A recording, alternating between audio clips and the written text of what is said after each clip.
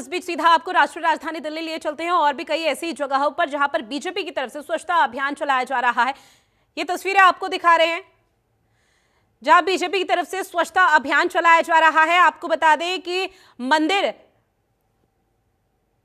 और इसके साथ ही जो धार्मिक स्थल है वहां पर साफ सफाई की जा रही है। केंद्रीय मंत्री अनुराग ठाकुर आप तस्वीरों में देख रहे हैं, जहां पर उनके साथ तमाम आला अधिकारी भी अपनी मौजूदगी दर्ज कराते हुए नजर आ रहे हैं। कई साधु संतों की भी मौजूदगी है, कई दिग्गज वहां पर मौजूद हैं। और इसके साथ ही बीजेपी की तरफ से जो स्वच्छता अभियान का आगाज किया गया है वो ये प्रक्रिया आपको बता दें 21 जनवरी तक निरंतर यूं ही जारी रहेगी। बीजेपी की तरफ से यहां पर स्वच्छता अभियान के लिए प्रधानमंत्री नरेंद्र मोदी ने खुद देशवासियों से अपील की थी, जो धार्मिक स्थल हैं उनको यहां पर स्वच्छ रखें और साफ सफाई का विशेष ध्यान रखें। और इसके साथ ही जो मंदिर हैं मंदिरों में भी विशेष तौर पर साफ सफाई रखी जाए, किसी भी तरह से कोई गंदगी का माहौल मंदिर धार्मिक स्थलों में देखने को ना मिल पाए। और उसी की तर्ज पर जो बीजेपी के तमाम आला नेता है, जो तमाम केंद्रीय मंत्री हैं, वो मंदिरों में झाड़ू उठाते हुए, पोछा लगाते हुए, साफ सफाई करते हुए नजर आ रहे हैं और कई आला नेता भी नजर आ रहे हैं।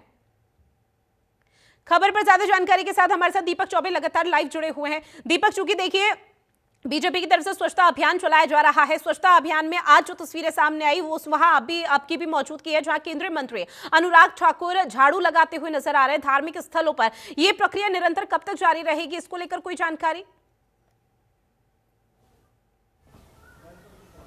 जी बिल्कुल, देखिए केंद्रीय मंत्री अनुराग ठाकुर जो है वो वाल्मीकि मंदिर पहुंचे हुए दिल्ली के, और उनके साथ दिल्ली के प्रदेश अध्यक्ष वीरेंद्र सचदेवा भी हैं।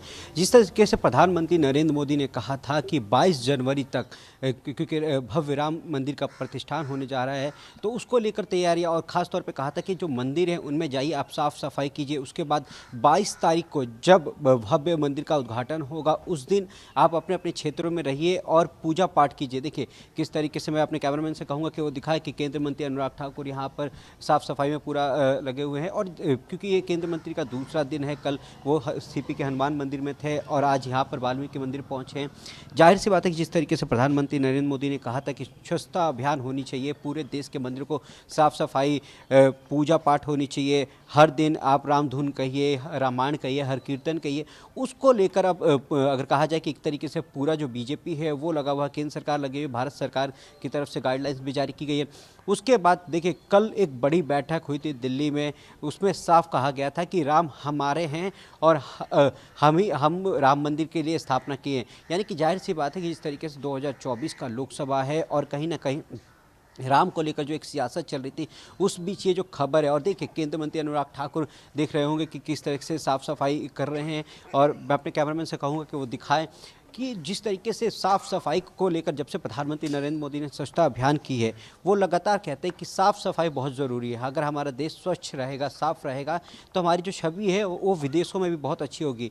और ख़ुद अनुराग ठाकुर यहाँ पर देख सकते हैं कैमरे में कि किस तरीके से वो साफ़ सफाई कर रहे हैं। और जाहिर सी बात है अनुराग ठाकुर की जो एक छवि है वो अलग है, और जाहिर सी बात है कि जिस तरीके से वो लगातार एक्टिव दिखाई देते हैं और साफ़ सफाई में प्रधानमंत्री, इसके बाद इससे अगर बात की जाए तो देखिए कल अलग अलग लखनऊ में रक्षा मंत्री राजनाथ सिंह थे, अलग अलग केंद्र जो मंत्री हैं उनकी जिम्मेदारी तय की गई है कि आपको क्या क्या करना है, उसी के तहत ऋतु ये सब हो रहा है। और जाहिर सी बात है कि 22 तारीख को जब भव्य राम मंदिर का प्राण प्रतिष्ठान होगा, ये प्रक्रिया निरंतर जारी रहेगी। दीपक, और लगातार तस्वीरें भी आप साझा कर रहे हैं। तस्वीर जाहिर तौर पर बेहद खास और कई मायनों में बेहद महत्वपूर्ण हो जाती है, क्योंकि एक संदेश देने की कोशिश की जा रही है स्वच्छता अभियान से कैसे लोगों को जोड़ा जा सकता है। लेकिन इस बीच क्योंकि प्रधानमंत्री नरेंद्र मोदी की तरफ से भी स्वच्छता अभियान में देशवासियों से जुड़ने की अपील की थी, तो क्या देशवासी भी अपनी किसी तरह की भूमिका निभा रहे हैं इस अभियान में?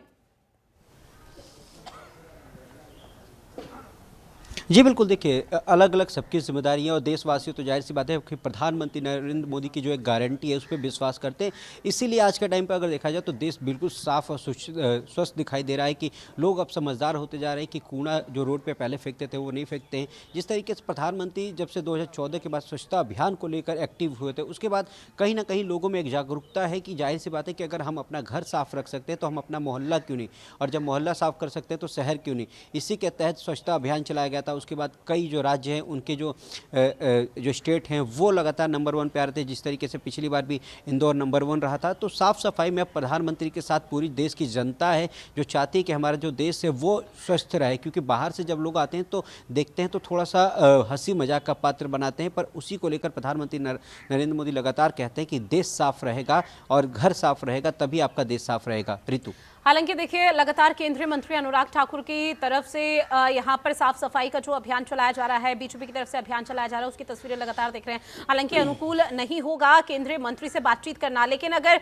थोड़ा सा भी पॉसिबल हो सके तो एक बार बातचीत उनसे कीजिए कि मैसेज जो समाज में दिया जा रहा है वो किस तरह से देख पा रहे हैं।